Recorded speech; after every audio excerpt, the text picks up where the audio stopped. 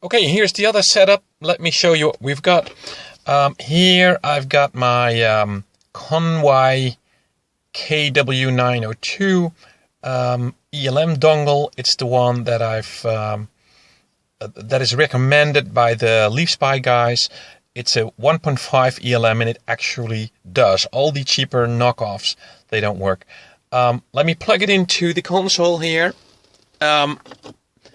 It needs to be switched on. There is a little button here. I press it. As you can see, light comes on. That's it. This is not a fast device. It's not useful for analyzing stuff, but I think it would be the most interesting option for an app, for something for your phone or tablet or whatever, because you can just buy it for about 10-12 euros. No hardware, no to build, no cables in your car or stuff. It's just sitting there nicely. The other thing that I have, which is this little nifty stuff. The right hand side is a USB to serial connector interface. The thing in between is, well, it's sitting in between to wire the proper pins from one side to the other, and this part on the left side is an HC05. It's a Bluetooth serial to Bluetooth interface, and a 5 is actually a little bit funnier than a 6, because it can be both a master or a Bluetooth master or a Bluetooth slave. So let me show you what I do. I plug it into my PC. This is of course a very complicated setup that a normal Android device would not have, because it's already built in. I could have used Bluetooth of my laptop, but then you don't know what's going on. Look at the LED here. After a while, it's giving off these two little flashes, which means it is paired. I did that before. Of course, all kind of commands were given, and it's already paired.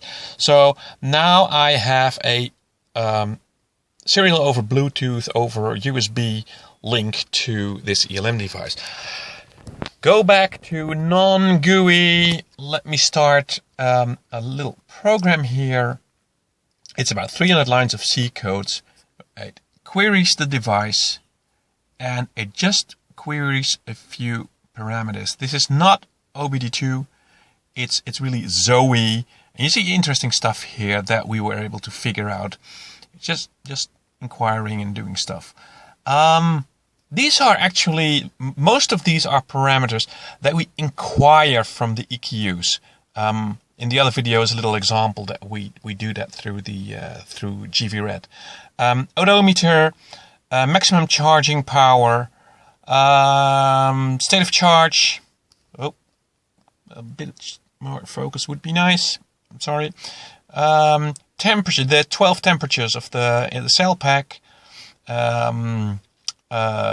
Voltages of all 96 battery cells. Pretty interesting. Just ignore the last two numbers. But as you can see, they're all in this pretty full battery pack, 86%. They are all sitting around 4035 millivolts. The inverter temperature, I don't know the factoring yet. We'll figure that out. And two other fields that you can see. Master cylinder pressure. Let me press the brake and see what happens. And it should come up. There you go. 38 bars. And I let it go. Oops. Time to full. That's the prediction under charging status.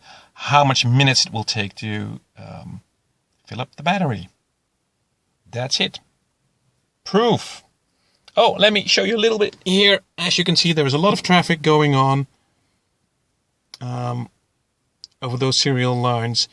It's just sending queries and stuff and resetting the ELM.